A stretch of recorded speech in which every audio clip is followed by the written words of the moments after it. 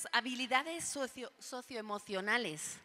Y esta palabra tan bonita que a veces no sabemos muy bien cómo aterrizarla, luego en cosas palpables, en lo tangible, en el día a día, en las realidades de cada uno, pues eso es lo que nos va a contar Daniela Labra. Así que vamos a empezar viendo primero su semblanza. Y sí, más o menos estamos todos, así que estamos listos para ver ya ese video. Daniela Labra, directora general de Atentamente. Experta en el diseño, desarrollo curricular en línea y presencial, formación docente y en la vinculación entre la investigación científica y la práctica pedagógica de la educación socioemocional. Ha sido profesora investigadora y coordinadora universitaria por 10 años. Es coautora de libros y programas en educación socioemocional. Es consultora para Healthy Minds Innovations. Ella es Daniela Labra. Pues estoy muy honrada de estar aquí. Muchas gracias a Fundación SM. Honradísima de estar en el CIEI. Honradísima de estar con ustedes y con estos ponentes maravillosos que admiro y me antecedieron. Quiero platicarles hoy, ¿dónde anda? Ajá. Un minuto de dónde vengo, a quién represento, del aprendizaje socioemocional, del cuidado y el aprendizaje socioemocional adulto y compartirles un ejemplo de implementación. Yo estoy aquí representando una organización que se llama Atentamente. Como ustedes todos bien saben, el aprendizaje siempre es colectivo. Y en eso represento a un grupo de entusiastas que sí sabemos que el bienestar es una habilidad. Y como el bienestar es una habilidad, todas las personas y todas las comunidades merecen conocer y saber cómo cultivar esa habilidad del bienestar. Y la manera en que queremos hacer esto es generar una transformación social a través de darle a cada persona esa capacidad de cultivar su propia salud mental, de cultivar su salud emocional, y con eso, por supuesto, siempre implicará el cuidar a los otros y cuidar a su sociedad, a su comunidad, y con eso hacer esta transformación para realmente tener esa sociedad de cuidado, cuidado personal, cuidado del otro, del entorno. Entonces, ya es bastante claro para ustedes, supongo como educadores, porque son los expertos, es bastante claro para las familias y también para los tomadores de decisiones, que para que podamos educar a las niñas, a los niños, a los jóvenes, de una manera en que realmente sean aprendices activos, ciudadanos comprometidos, que contribuyan positivamente a su sociedad, ya no es suficiente únicamente abordar un aprendizaje tradicional, eminentemente cognitivo y en exclusión de educar las emociones, educar las relaciones. Y por eso el aprendizaje socioemocional se ha vuelto muy importante o ha sido resaltado en las últimas décadas. ¿Y qué es eso? Como ven aquí, dice aquí es una descripción que dice, es el proceso a través del cual todos los adultos y jóvenes adquieren y aplican, y fíjense las palabras, conocimientos, habilidades y actitudes para desarrollar identidades saludables, manejar las emociones, alcanzar metas personales y colectivas, sentir y mostrar empatía por los demás, establecer y mantener relaciones de apoyo y tomar decisiones responsables y solidarias. Cuando uno tiene estas habilidades, las percibimos nosotros como los bloques que pueden construir la base, el cimiento para esa ética del cuidado, donde te cuido porque es natural para mí, donde ese cuidado que es humano y natural, tengo al frente como una primera piel de encuentro contigo, cuando me conozco, cuando me regulo, cuando me importas profundamente, cuando me interesa y sé que mucho de mi bienestar está en cómo te trato y en las relaciones que genero. Entonces, esta que es el aprendizaje socioemocional, ¿alcanzan a ver? Sí, ¿verdad? Espero que sí. Ya hay muy buena investigación de por qué es importante. Y podemos ver que cuando hay aprendizaje socioemocional a lo largo del trayecto educativo y a lo largo de toda la vida, suceden cosas como esto. Se mejora el proceso de aprendizaje y el desempeño académico, que eso nunca deja de ser, y menos en momentos cuando hemos tenido una pérdida enorme, de un rezago educativo enorme con la pandemia, nunca deja de ser importante. Mejora el desempeño docente, mejora el clima del aula, mejora la salud física y mental, va a prevenir conductas de riesgo, va a promover el desarrollo cívico y ético, mejora el desempeño profesional, promueve el bienestar emocional, promueve el bienestar social y además es una muy buena inversión. Hay estudios interesantísimos donde pongo un peso en educación socioemocional, me va a redituar para esos adultos, cuando esos niños son niñas y jóvenes sean adultos, en hasta 11 pesos, bueno, lo calculan en dólares, ¿verdad? ¿Por qué? Porque nos vamos a hacer una sociedad mucho más saludable, mental, emocionalmente. Toda la vida es importante y toda la vida podemos desarrollar estas capacidades. Sin embargo, hay dos etapas de la vida que son cruciales, etapas muy plásticas del cerebro, donde todas nuestras experiencias en muchos sentidos cimientan quiénes somos. Es la adolescencia y es la primera infancia. Pero me voy a centrar un poquito en la primera infancia, porque la primera infancia es una etapa muy crucial. Una base sólida en la primera infancia va a conducir a resultados de vida mucho más saludables, mucho más exitosos. Cuando en la primera infancia se desarrollan las habilidades sociales, emocionales y la función ejecutiva, esto se asocia al éxito escolar y con resultados de vida que nosotros, preguntándole a muchos educadores como ustedes, nos dicen es lo que piensan y les motiva educar, que por supuesto hay mayor rendimiento académico, mayor éxito profesional, mejores resultados en la salud física y también en la satisfacción de vida, inclusive en el estatus socioeconómico. Es decir, empezar temprano es lo que tiene los más largos resultados. Toda la vida podemos ayudarnos, toda la vida podemos aprender, pero mientras más temprano empecemos, más fuerte es el impacto. Y la realidad es que hay algo que nos duele. O sea, ¿por qué nos dedicamos a esto? Porque claro que nos duele lo que pasa en México, lo que está pasando en el mundo. Particularmente los niños de 1 a 5 años en el mundo, fíjense que la enorme mayoría vive todavía una gran inequidad. No tienen ni siquiera los derechos humanos más básicos, viven en estados de vulnerabilidad.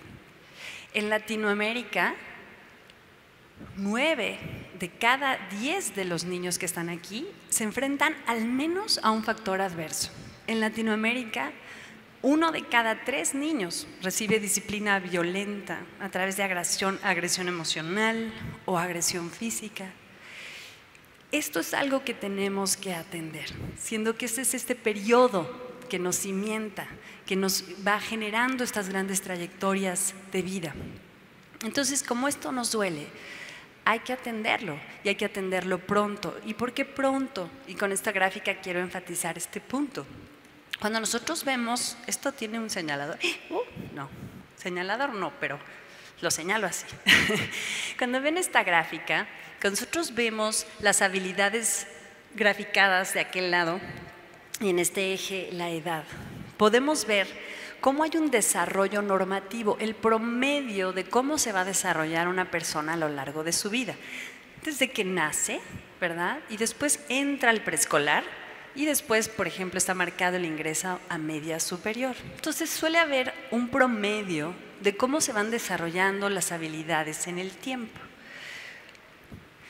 Pero ¿qué pasa con los niños, las niñas, los jóvenes en condiciones vulnerables, que están expuestos a estos factores adversos y sobre todo en la primera infancia? Ese desarrollo se ralentiza, se alenta, se hace una brecha en su desarrollo.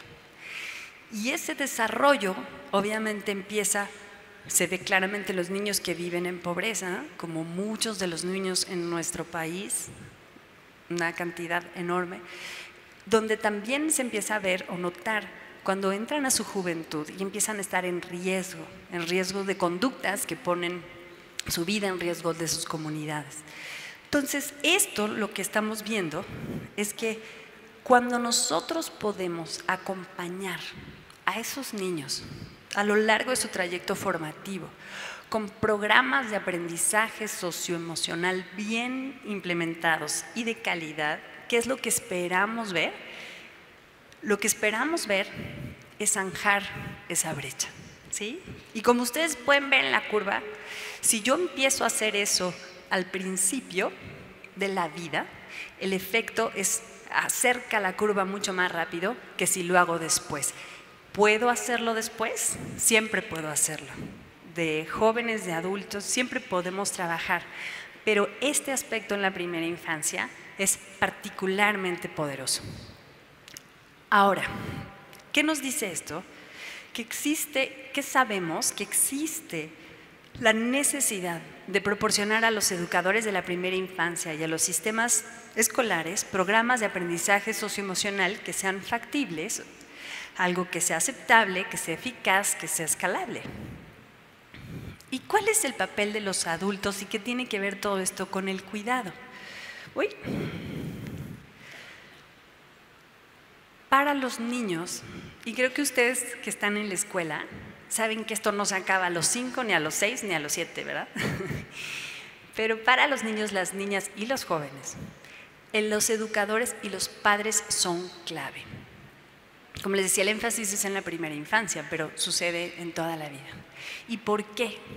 Porque son estos padres, pero también ustedes, educadores, los que pueden proporcionar relaciones de apoyo y de cuidado consistentes y de ambientes nutritivos. Y aquí nutritivos no es solo que se refiere al aspecto alimenticio, sino se refiere al aspecto de nutrir a esos niños y esas niñas, además de manera sana, por supuesto, alimentaria, de nutrirlos de estímulos, de nutrirlos de reciprocidad en la relación, de nutrirlos con todo lo que ellos necesitan, como veíamos hace un momento, para identificar y alcanzar su potencial.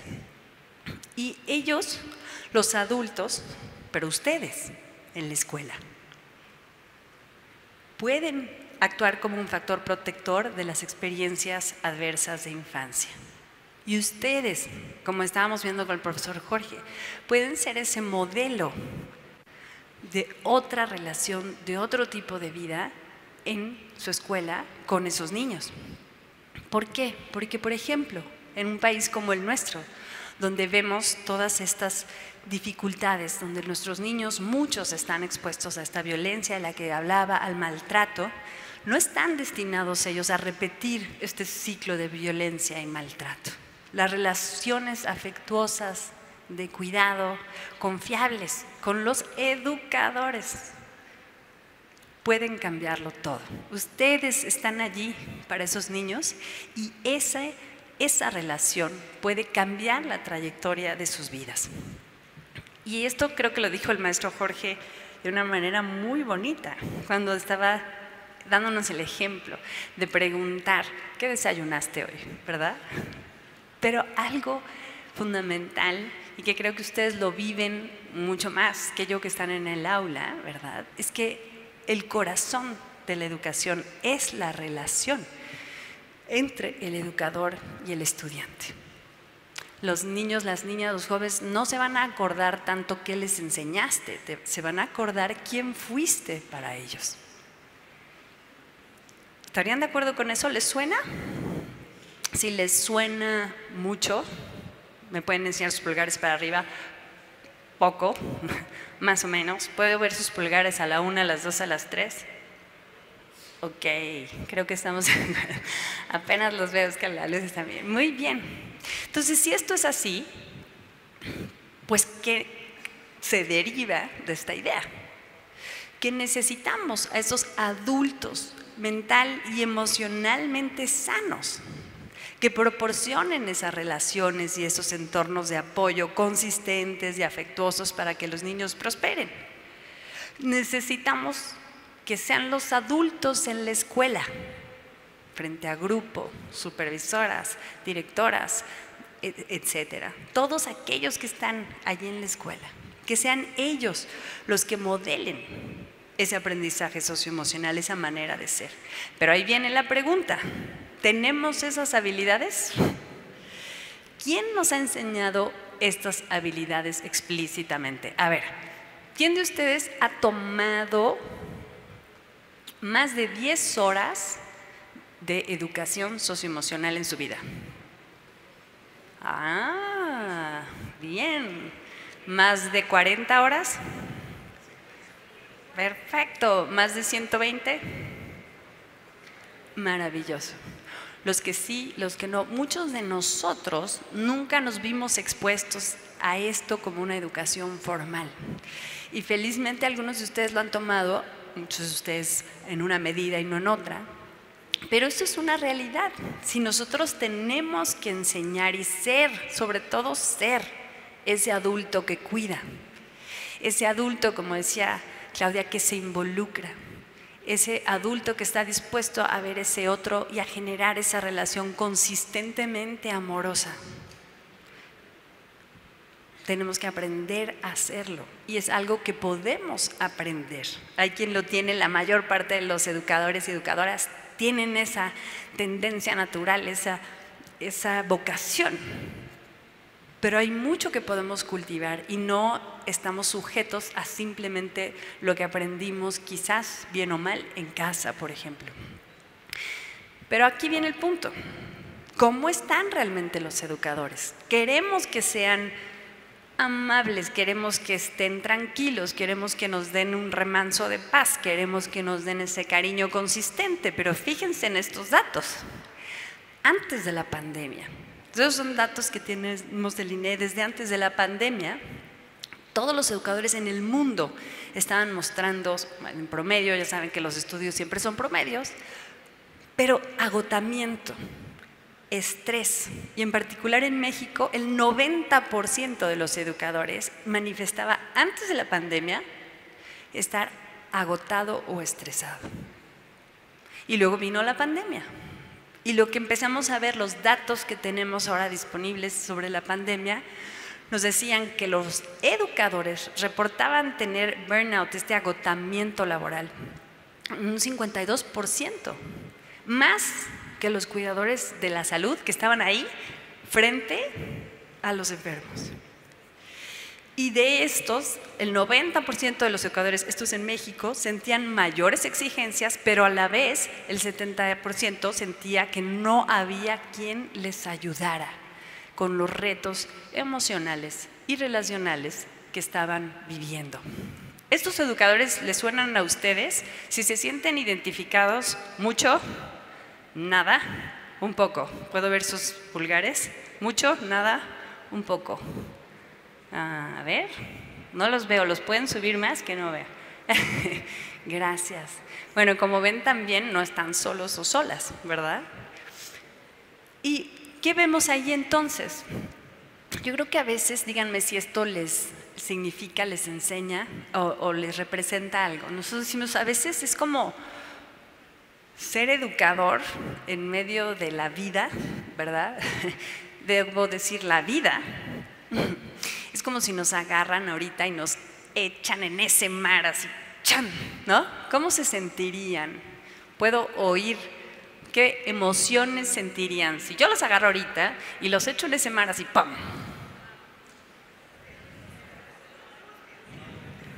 Miedo, angustia, miedo, ¿verdad? Por supuesto. Ahora, fíjense bien en la foto. ¿Cómo creen que se siente esa persona? ¿Emocionado?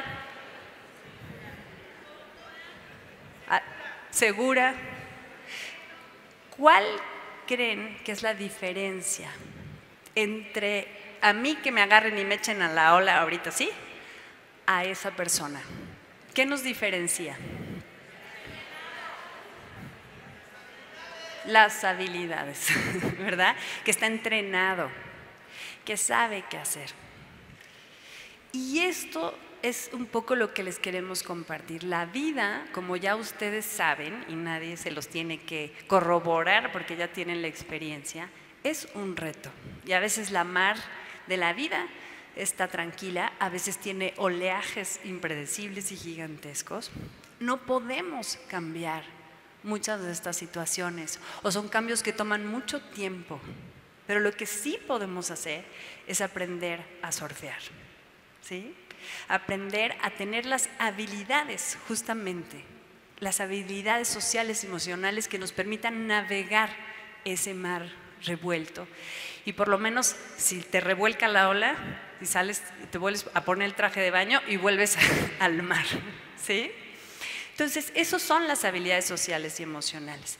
Y algo que sabemos y que nos está diciendo la investigación es, si no ayudamos a los adultos a propósito a desarrollar esas propias competencias, su propio bienestar, su capacidad de cuidarse, los esfuerzos dirigidos únicamente para los niños van a ser insuficientes, ¿sí?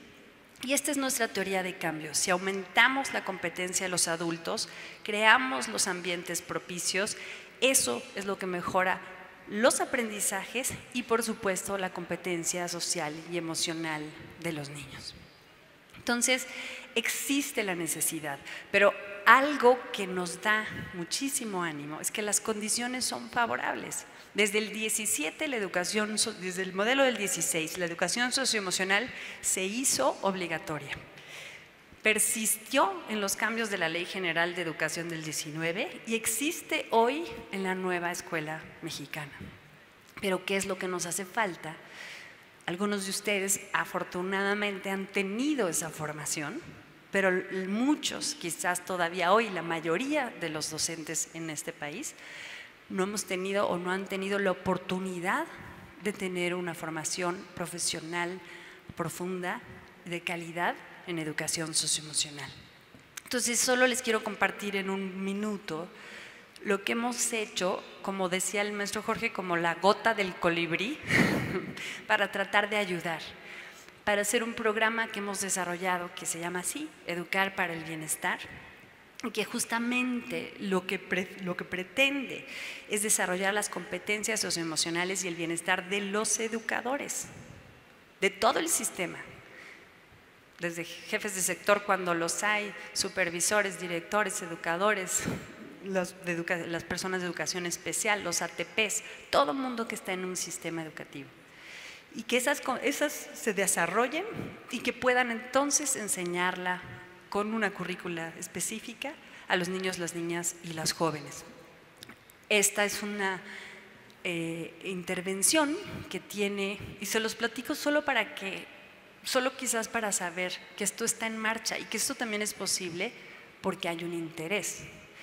Y es una intervención que toma un diplomado de 120 horas y después tenemos una formación de liderazgo. Después vamos acompañando a las escuelas. Todo este trabajo lo hemos hecho principalmente en la educación pública. Hemos hecho aplicaciones muy lindas que también son pertinentes a la lengua y la cultura, en maya, por ejemplo, en la península de Yucatán, con los maestros de Campeche. Hemos podido, gracias a las alianzas, gracias a que hay gente como ustedes, que esto les importa y que invierten su tiempo, su energía, los recursos en atenderse a sí mismos como educadores, en atender a sus educadores. Y hemos podido ver, y quiero resaltar nada más rápidamente que hicimos una prueba aleatorizada con control, que es así como el estándar de la evaluación, el estándar de oro de la evaluación educativa, pero quiero resaltar que lo que vemos es que si nos entrenamos, así como nos podemos entrenar a sistematizar algo en matemáticas, a hablar mejor, a escribir mejor, a aprender a tocar un instrumento, si nos entrenamos en conocernos, en regularnos, eso cambia, sí cambia nuestra capacidad de poder controlar una emoción que nos abruma. Y fíjense algo muy interesante, la prosocialidad, que se vuelva, como les decía, una segunda piel, el ver a un otro y que empatizar y cuidar a ese otro como un principio interior, que no viene de fuera, de algo que alguien me dijo que es bueno, sino porque yo entiendo que eso es lo que a mí también me trae más bienestar. Y le ayuda a los maestros su sentido de autoeficacia. Yo puedo hacerlo, tengo la capacidad y me compete. Y por supuesto incrementa su bienestar.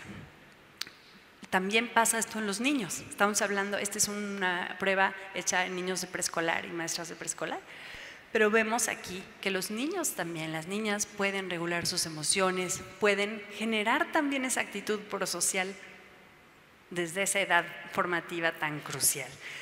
Entonces, bueno, tenemos la fortuna, y esto sí parece que estoy presumiendo, y creo que sí estoy presumiendo, me darán permiso, pero hemos tenido la fortuna de llegar como el colibrí, ¿no? A ya unos 15,000 educadores con este programa, casi 500,000 de niños estimamos, pero con esto cierro y quiero recordar este punto, ¿sí? Que el corazón de la educación es la relación entre el educador y el estudiante.